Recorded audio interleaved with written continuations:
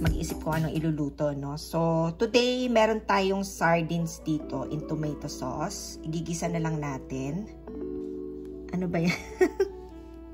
May leftover akong cabbage. Sayang naman kung hindi natin iluluto. So, let's start cooking. So, i-ready na natin yung ating mga panggisa. Onions, in-slice ko na kanina.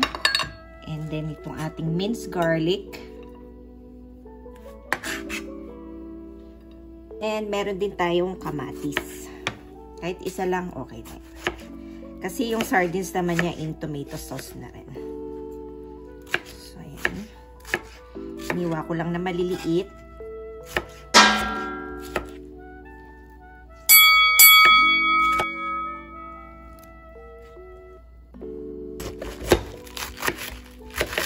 So, i-strips lang natin yung ating cabbage.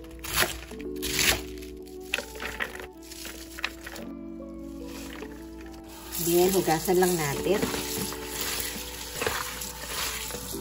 Magpainit na tayo ng ating kawali. Oops, ayaw. Ayan. So, maglagay na tayo ng oil. So, igisa na natin yung ating bawang. Isunod na natin ang ating onion. Mabango talaga mag-isa pag nauuna yung garlic. Ayan. So, after nyan, lagyan na natin ang ating tomato. Ang ating kamatis. Lutuin lang natin mabuti yung ating kamatis. Malambot ang ating kamatis saka sibuyas, maglalagay tayo ng fish sauce. Mga 1 teaspoon lang, pampalasa. Kaya din ako ng dark soy sauce. Mga 1 teaspoon lang din yan. Maglalagay din ako ng paminta o yung ating pamintang durog.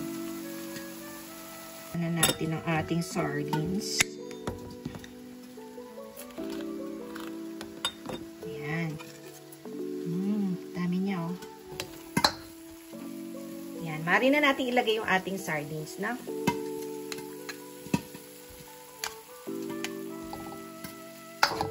Gisa lang natin. Dinurog ko lang bahagya yung sardines. Tapos, hayaan na natin siyang kumulo muna, no? Ilalagay ako ng bahagyang ground turmeric. Parang turmeric powder, no? Ayaw. Ayan.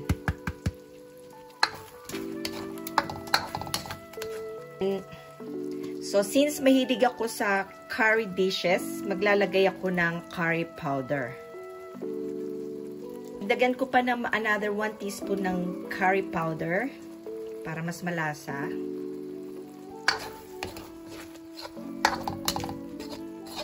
Ganda ng kulay, no? Lagyan natin red chili. Lagyan natin ng bahagyang sesame oil.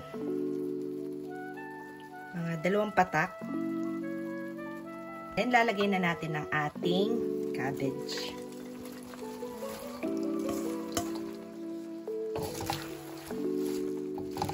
So, hindi na natin lalagyan ng water para hindi masyado magtubig. Kasi itong cabbage magtutubig pa ito, no?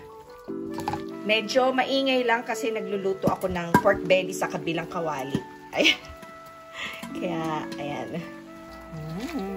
Ayan, maluluto na siya. Ayan, luto na to. Plating na tayo, no? So guys, kung gusto nyong medyo may konting sabaw, maaari nyong dagdagan ito ng tubig. And minsan nga maaari nating lagyan ng miswa or ng sotanghon. Kung wala kayong maisip na iulam, so mag-cabbage and sardines na lang tayo. Thank you guys for watching and I hope to see you all soon. Bye for now!